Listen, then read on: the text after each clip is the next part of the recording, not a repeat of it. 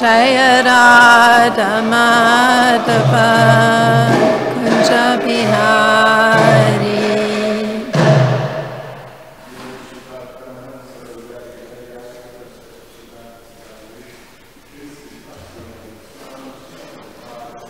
Jai, Jai, Jai, Jai, Hari. Om Namo Bhagavate Vasudevaya.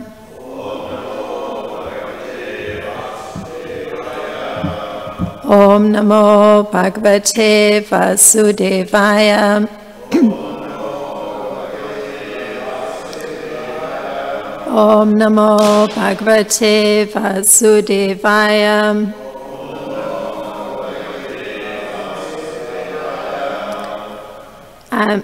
So we're continuing with Canto 10, Chapter 3, and the text for today is 15 through 17, so 15 will be on the board, and that's the verse we'll chant responsively.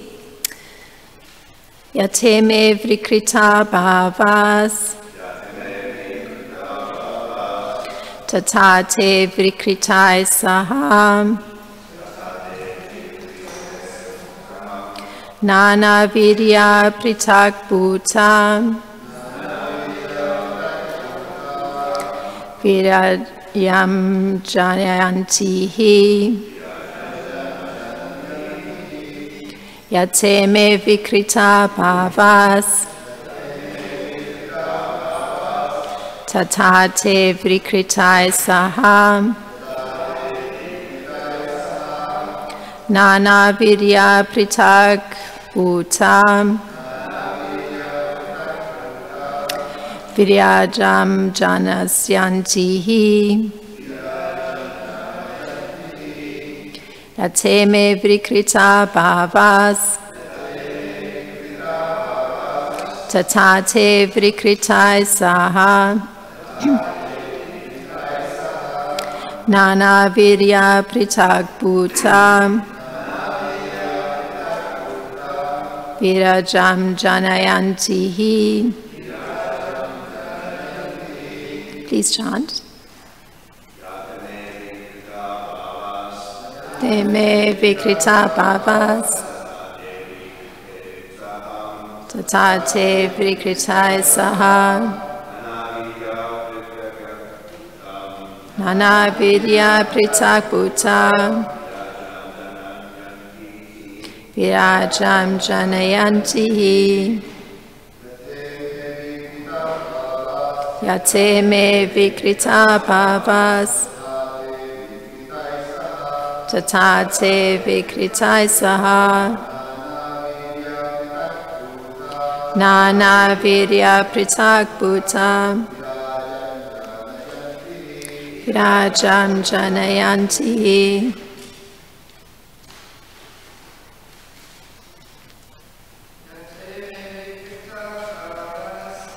Te me vikrita bhavas tatate vikritai saha Nana vidya pritak bhutam Virajam Janayantihi.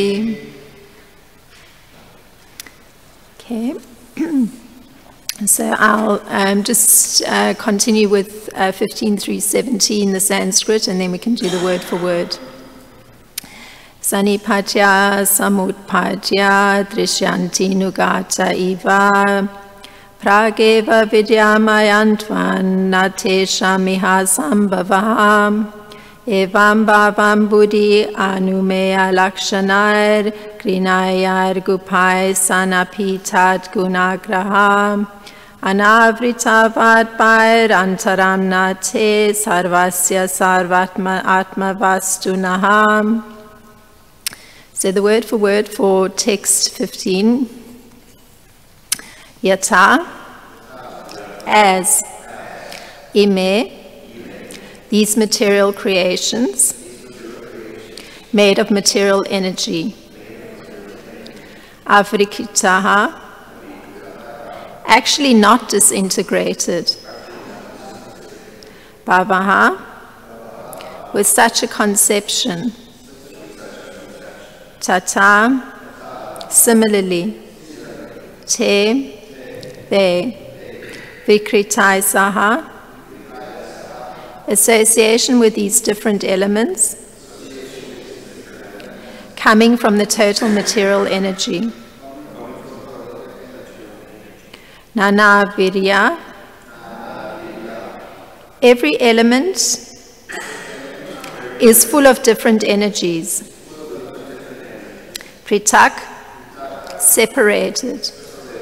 Bhutaha, becoming. Virajam, the whole cosmic manifestation. Janayanti, create. He, indeed. So the translation by Srila Prabhupada. The Mahatattva, the total material energy, is undivided. But because of the material modes of nature, it appears to separate into earth, water, fire, air, and ether. Because of the living energy, the Jiva Bhuta, these separated energies combine to make the cosmic manifestation visible. But in fact, before the creation of the cosmos, the total energy is already present. Therefore, the total material energy never actually enters the creation. Similarly, although you are perceived by our senses because of your presence, you cannot be perceived by the senses, nor experienced by the mind or words. Avan manasa gochara. With our senses, we can perceive some things, but not everything. For example, we can use our eyes to see, but not to taste. Consequently, you are beyond perception by the senses. Although in touch with the modes of material nature, you are unaffected by them. You are the prime factor in everything, the all-pervading, undivided supersoul. For you, therefore, there is no external or internal. You never entered the womb of Devaki, rather, you existed there already. Purport. The same understanding is explained by the Lord himself in Bhagavad Gita 9:4. Maya tatamidam sarvam jagat avyakta murtina matstani sarva bhutani nachaham teshavavistitaha. By me, in my unmanifested form, this entire universe is pervaded. All beings are in me, but I am not in them.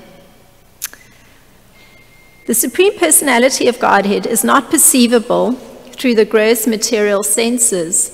It is said that Lord Krishna's name, fame, pastimes, etc. cannot be understood by material senses. Only to one who is engaged in pure devotional service under proper guidance is he revealed, as stated in Brahma Samhita 5:38. Pramanjana churita bhakti vilochanena shanta sadura hirdayeshu vilokayanti. One can see the Supreme Personality of Godhead Govinda always, within oneself and outside oneself, if one has developed the transcendental loving attitude towards him. Thus, for people in general, he is not visible. In the above-mentioned verse from Bhagavad Gita, therefore, it is said that although he is all-pervading, everywhere present, he is not conceivable by the material senses. But actually, although we cannot see him, everything is resting in him. As discussed in the 7th chapter of Bhagavad Gita, the entire material cosmic manifestation is only a combination of his two different energies, the superior spiritual energy and the inferior material energy. Just as the sunshine is spread all over the universe, the energy of the Lord is spread all over the creation, and everything is resting in that energy. Yet one should not conclude that because he is spread all over, he has lost his personal existence. To refute such arguments, the Lord says, I am everywhere and everything is in me, but still I am aloof. For example, a king heads a government which is but the manifestation of the king's energy. The different governmental departments are nothing but the energies of the king, and each department is resting on the king's power, but still one cannot expect the king to be present in every department personally. That is a crude example. Similarly, all the manifestations that we see and everything that exists, both in the material world and in the spiritual world, are resting on the energy of the Supreme Personality of Godhead. The creation takes place by the diffusion of his different energies, and as stated in the Bhagavad Gita, he is everywhere present by his personal representation, the diffusion of his different energies. One may argue that the Supreme Personality of Godhead, who creates a whole cosmic manifestation simply by his glance, cannot come within the womb of Devaki, the wife of Vasudeva. To eradicate this argument, Vasudeva said, quote, "My dear Lord, it is not very wonderful that you appeared within the womb of Devaki, for the creation was also made in that way. You were lying in the causal ocean as Mahavishnu, and by your breathing, innumerable universes came into existence. Then you entered into each of the universes as Garbhodakshaya Vishnu. Then again, you expanded yourself as Kshirodakshaya Vishnu and entered into the heart of all living entities and entered even within the atoms. Therefore, your entrance into the womb of Devaki is understandable in the same way. You appear to have entered, but you are simultaneously all-pervading. We can understand your entrance and non-entrance from material examples. The total material energy remains intact, even after being divided into 16 elements. The material body is nothing but a combination of the 5 gross elements, namely earth, water, fire, air, and ether. Whenever there is a material body, it appears that such elements are newly created, but actually the elements are always existing outside of the body. Similarly, although you appear as a child in the womb of Devaki, you're also existing outside. You're always in your abode, but still you can simultaneously expand yourself into millions of forms. One has to understand your appearance with great intelligence because the material energy is also emanating from you. You are the original source of the material energy. So this is still in quotation. You are the original source of the material energy, just as the sun is the source of the sunshine. The sunshine cannot cover the sun globe, nor can the material energy, being an emanation from you, cover you. You appear to be in the 3 modes of material energy, but actually the 3 modes of material energy cannot cover you. This is understood by the highly intellectual philosophers. In other words, although you appear to be within the material energy, you are never covered by it. End of quote. We hear from the Vedic version that the Supreme Brahman exhibits his effulgence, and therefore everything is illuminated. We can understand from Brahma Samhita that the Brahmajyoti or the Brahman effulgence emanates from the body of the Supreme Lord, and from the Brahman effulgence all creation takes place. It is further stated in the Bhagavad Gita that the Lord is the support of the Brahman effulgence. Originally, he is the root cause of everything, but persons who are less intelligent think that when the Supreme Personality of Godhead comes within this material world, he accepts material qualities. Such conclusions are not mature, but are made by the less intelligent. Om Jnana-timirandasya Gyananjana Shalakaya Chakshurunmilitam Yena Tasmai Shri Gurave Namaha.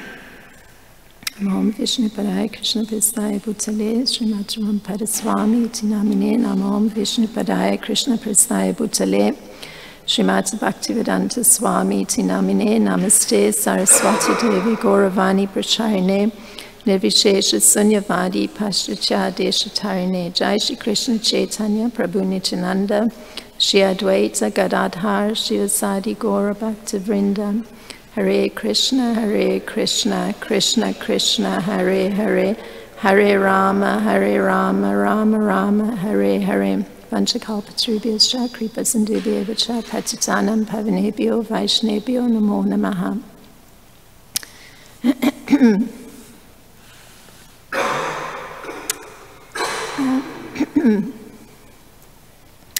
So Vasudev is speaking to Lord Krishna directly, and Lord Krishna has appeared as his child, and by his speaking, he's giving an example to explain that Lord Krishna never entered the womb of Devaki, but rather that he existed there already. So the example Vasudev gives is that the Mahatattva and the other elements, they enter the universe, but they also don't enter it. So if one were to examine Srila Sutta Goswami's description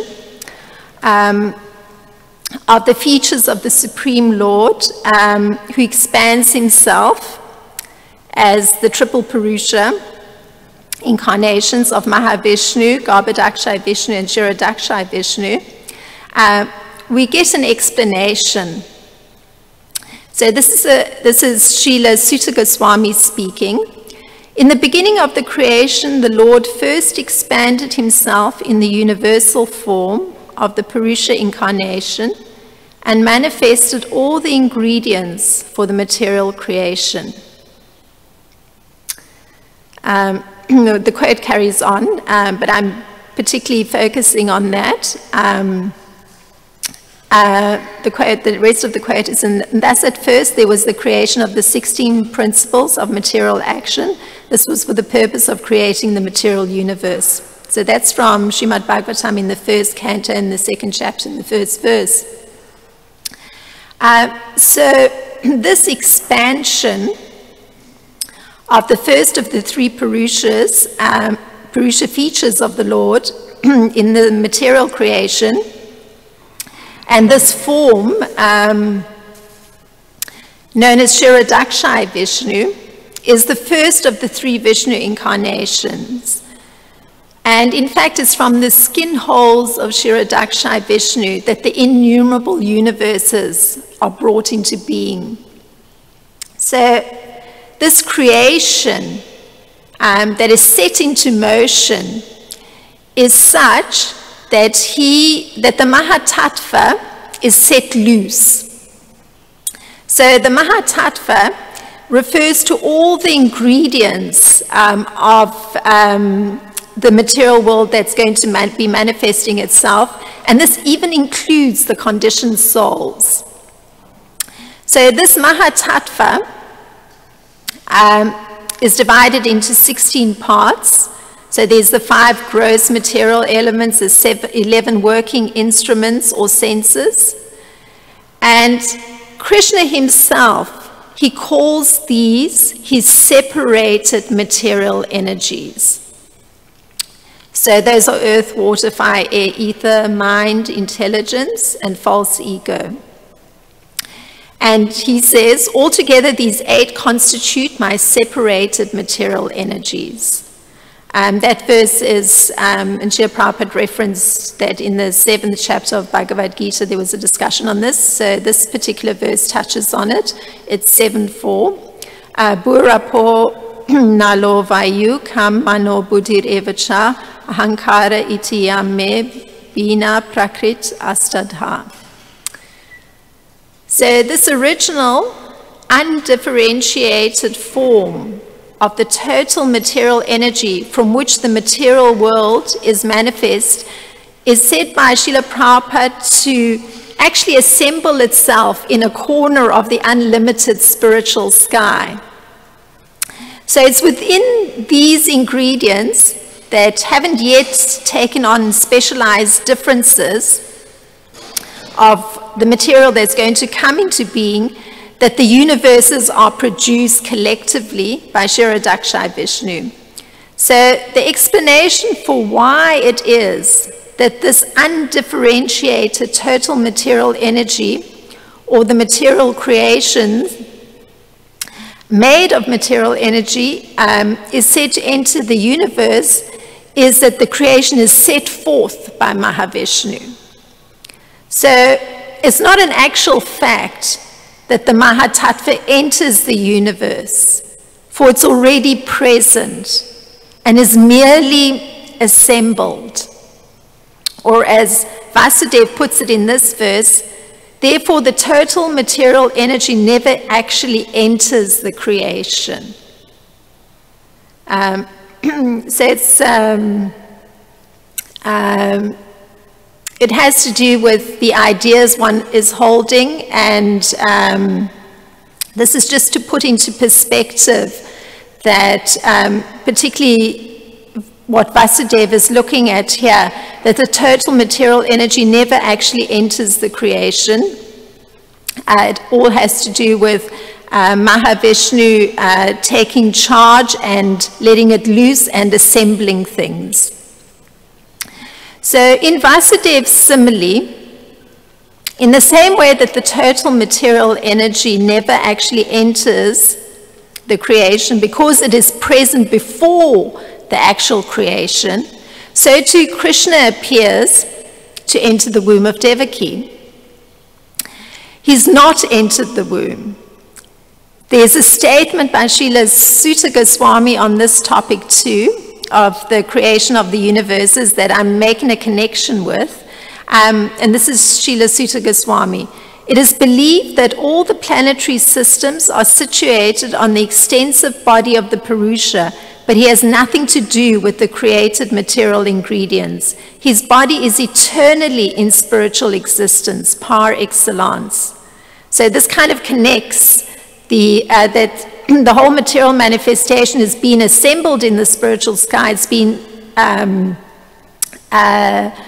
those ingredients are being let loose or being released to start acting by Mahavishnu, and also his body itself is continuously existing within the spiritual sky.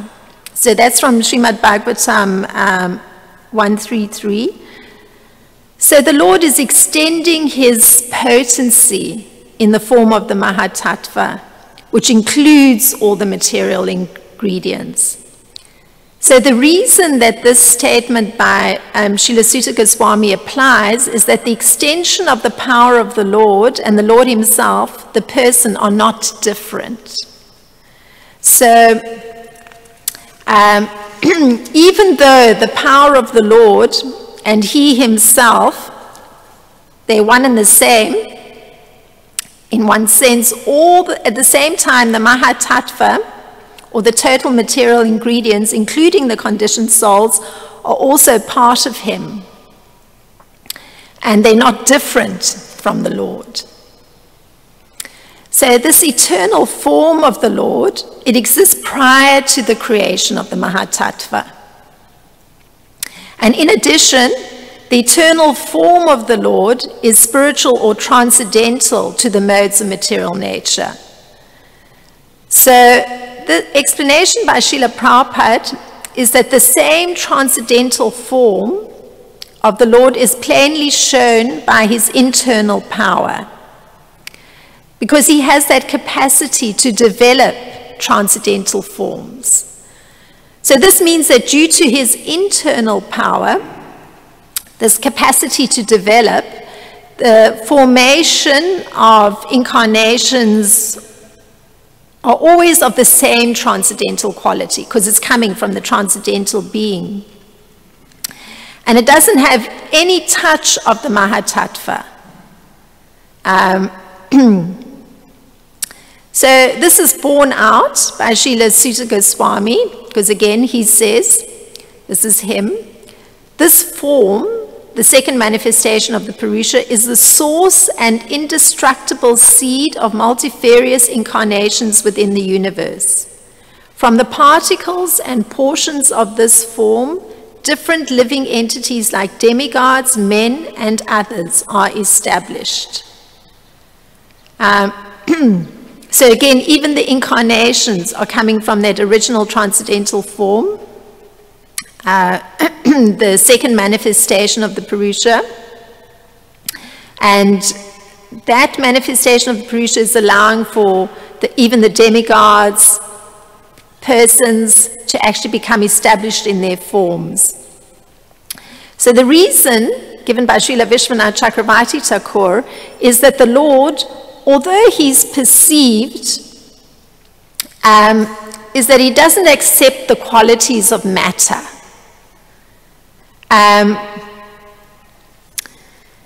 And those qualities of matter, I mean, the essence of them is that there's some suffering involved in material qualities. Because when there's a covering in a particular kind of way, then one takes on the qualities or that way of being.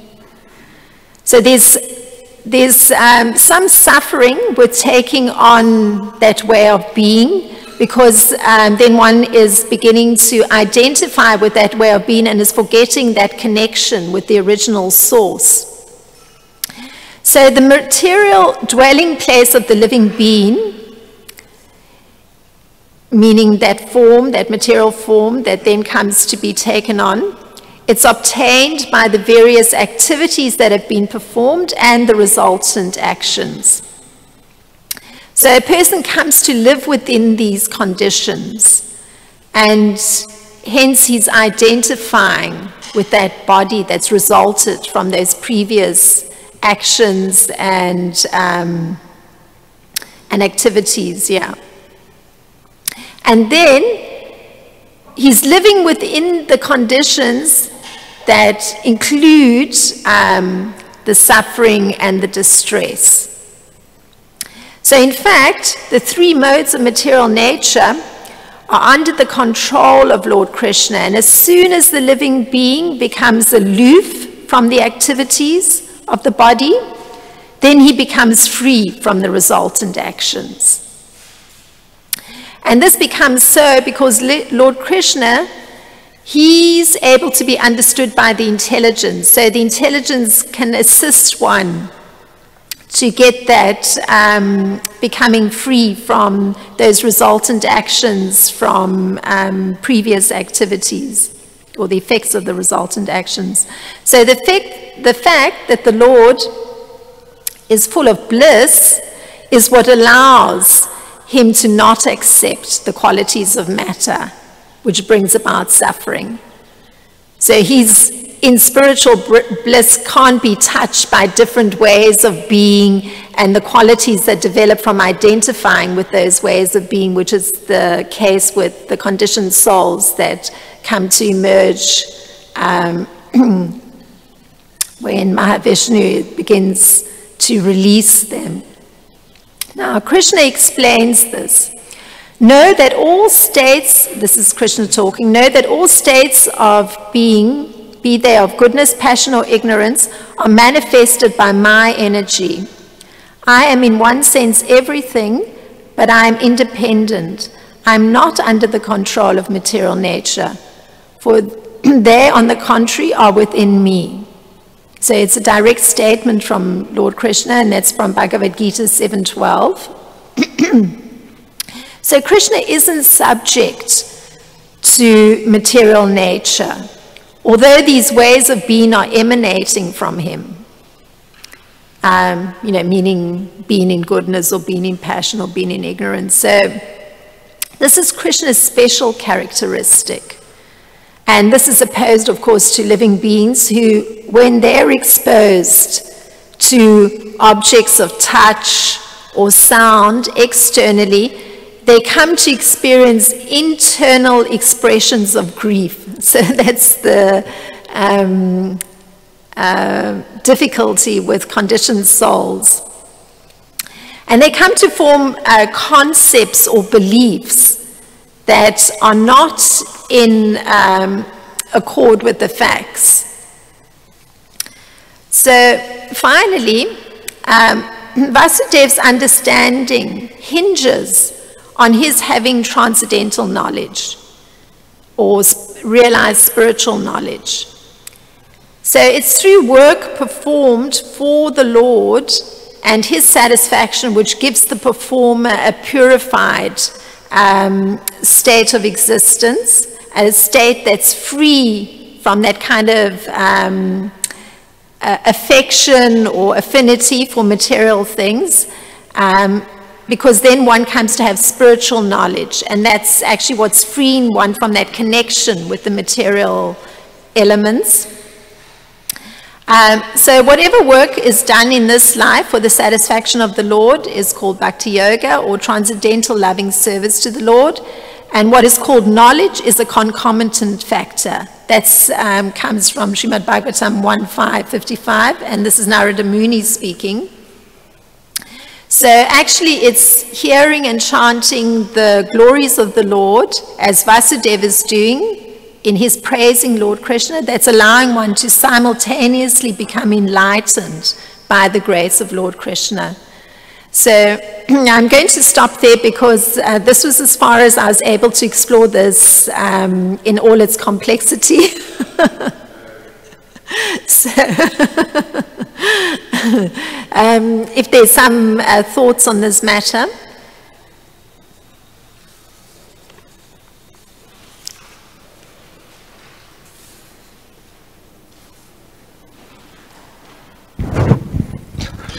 Thank you, Mataji, for the class. Here in the translation says that the material energy almost euphemistically says that it is eternal. It was already present before the creation. So who created the material energy if it was present already before the creation? Yeah, so it's the question is, who's creating the material energy? Because there's mention in the verse that the material energy was already present. So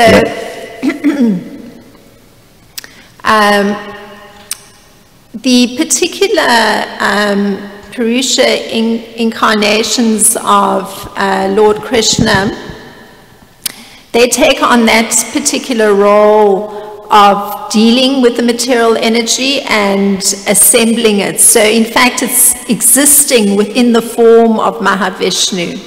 And Mahavishnu is within the spiritual sky, and in some corner, as Srila Prabhupada puts it, that assembly is going to take place. So the creation as such, one can't talk about creation, it's already existent, but rather it's getting assembled.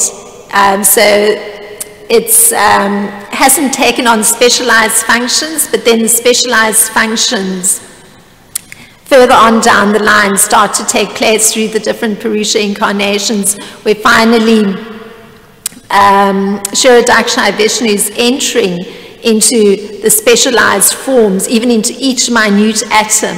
So the material energy as such is not created, it's already existent within the form of Mahavishnu.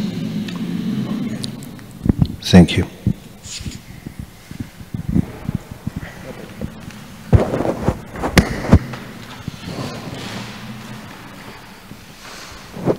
Hare Krishna. First of all, thank you for explaining these rather technical aspects of Krishna's appearance.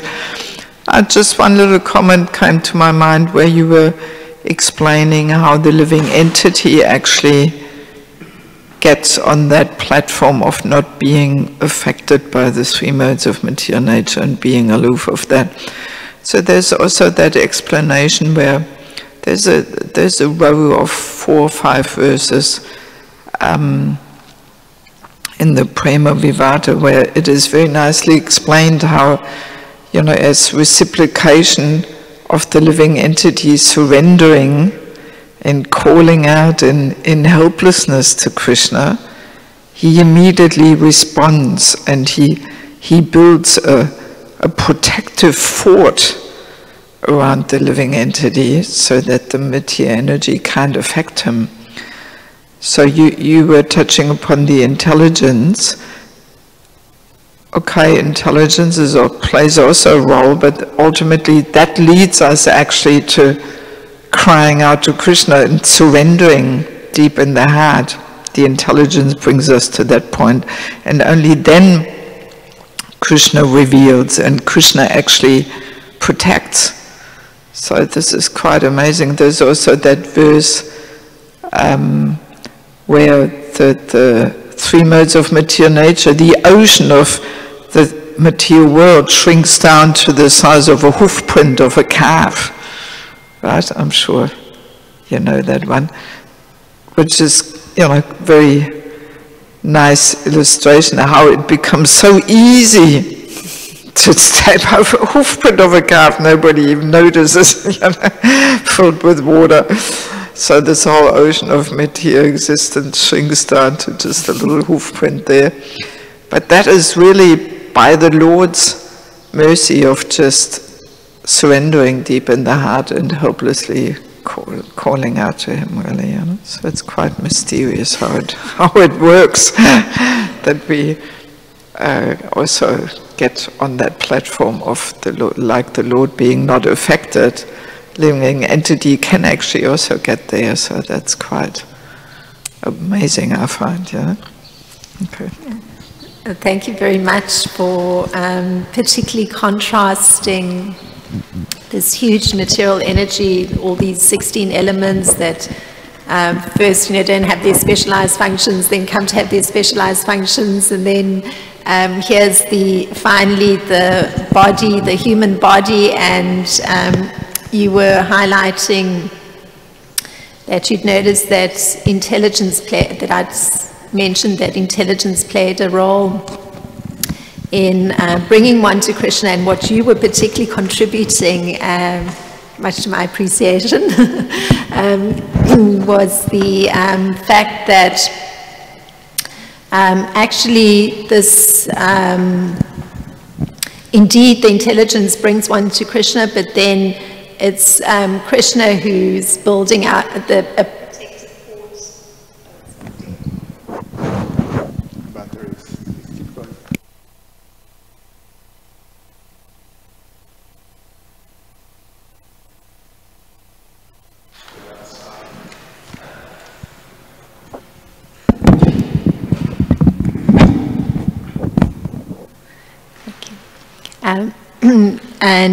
But it's actually Krishna who's creating the protective area within which to operate, such that the material energy is not even impinging upon the living being.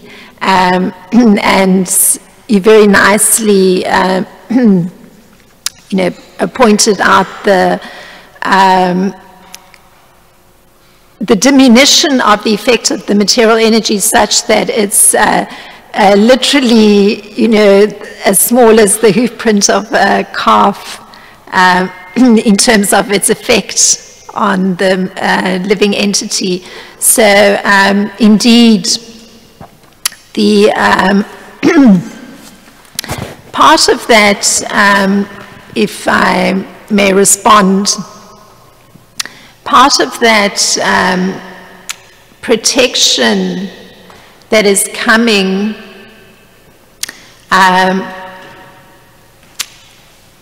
it is resting on the knowledge that one is getting through one's hearing, through one's chanting, but the particular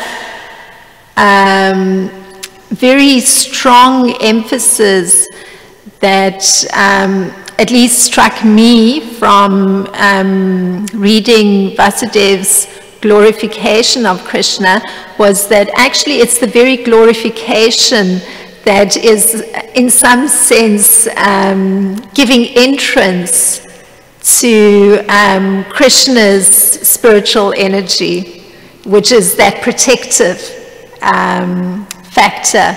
So it means that one's investing one's consciousness in the topics of Krishna and one's relationship with him.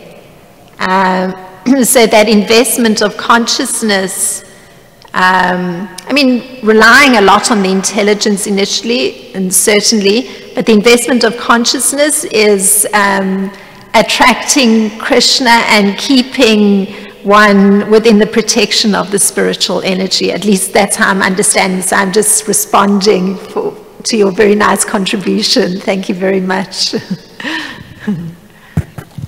Hare Krishna, Masterji. Thank you for your class.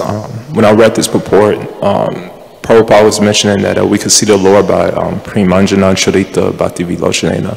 So that brought to mind a famous quote by Bhaktisiddhanta, but I like the way it's put in the Bhaktisiddhanta Vaibhav. The chapter is called The Seer and the Seen.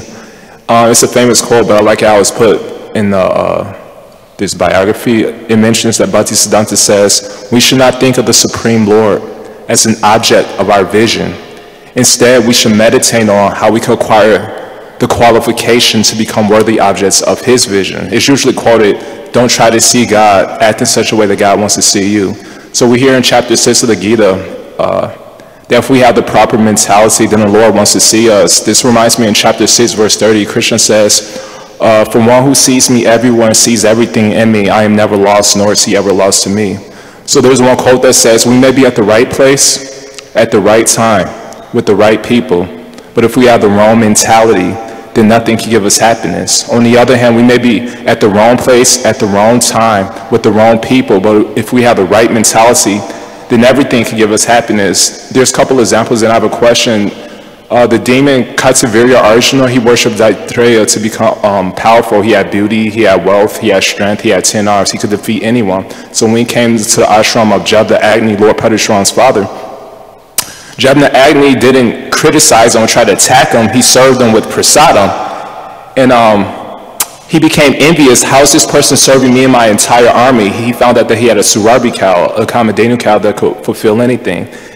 And he stole the cow. He was at the right place at the right time with the right person, but he had this wrong mentality, envy. Nothing could give him happiness. And we see so many pastimes like Haridas Thakur. He was beaten 22 marketplaces. He was at the wrong place at the wrong time with the wrong people. But since he had the right mentality, everything could give him happiness. Lord Chaitanya said, my Sudan chakra was ready to cut off the Muslim's head, but because you only had love for the Muslims, my chakra was powerless.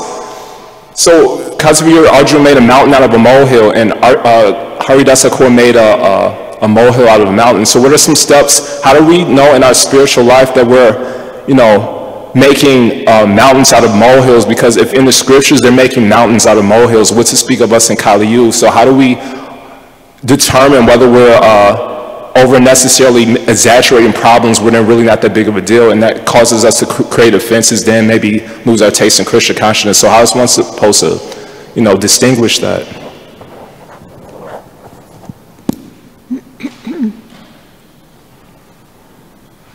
So the question is,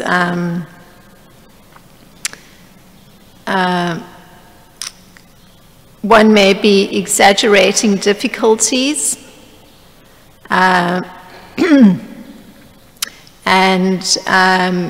that kind of exaggeration may take one away from Krishna consciousness, but how to discern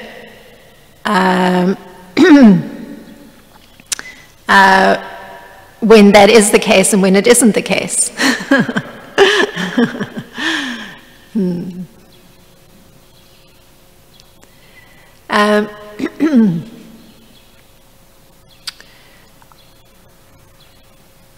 Well, staying in Krishna consciousness means that actually Krishna is the object of one's vision. So you brought up in the beginning, before you came to your question, that particular point.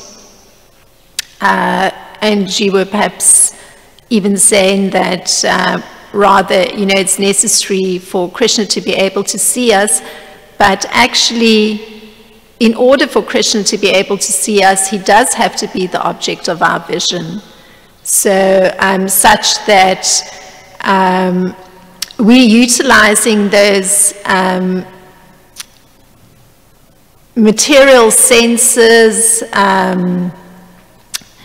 even the subtlest of the material senses, the mind, to keep him within one's vision. So it means that one's particularly hearing about him, and something of his activities, which then we need to hold within what we've heard and reflect on it. The ongoing reflection will allow us to make proper discernment for when we've stepped out of that, something was kindly brought up here, when we've stepped out of that protective internal potency of Lord Krishna. So it's recognizable quite graphically sometimes when one has moved away from holding Krishna as the object of one's vision, because inevitably the heart will be reflecting on matters that cause agitation to the mind. So particularly one may be reflecting on something that is bringing up emotions that we can recognize are causing agitation. So if the emotions that are emerging are emotions of anger, or the emotions that are emerging are some sort of greediness for, different material objects, or if the emotion that's emerging is one of perhaps looking at somebody else and making comparisons with oneself, then in that kind of disturbed frame of mind, one can understand that one's reflection, internal reflection, is shifting from holding Krishna as the object of one's vision to internal reflection on matters that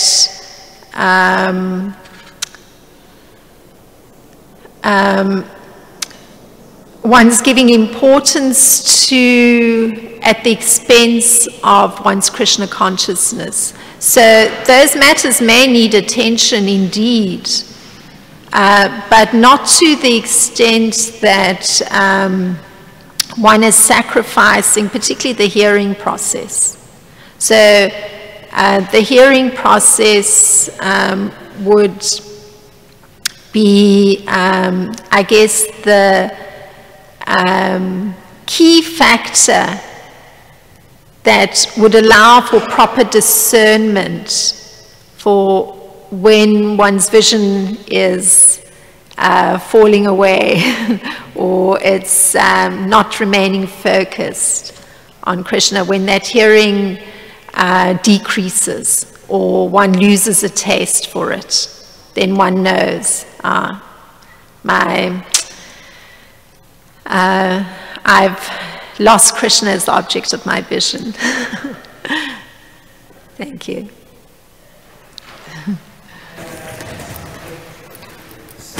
May I add something little to this, which is also maybe some little advertisement for the seminar which we will have over the weekend. That actually, as long as we have material desires and attachments, we can't really objectively assess ourselves. And we actually do need sheltering relationships. Yes, otherwise, that's one reason why we have lost so many nice devotees over the last 40, 50 years. Because, in my humble observation, we have not really understood the importance of sheltering relationships. and that will be the topic. So please come and explore it. Well, we're grateful that we're going to get an opportunity to immerse ourselves in a topic that will keep us sheltered, so that indeed we keep Krishna as the object of our vision. So thank you very much. We're grateful that you've come to perform that function within this community, and indeed may we indeed benefit that that emphasis that you're putting on relationships, that we can actually take that in our lives, so that we protected from the ravages caused by one's reflection of things in the mind that are so much connected to previous actions and the resultant reactions. Thank you very much. Thank you very much for your kind attention. Srila Prabhupada Ki Jai, Srimad-Bhagavatam Ki Jai.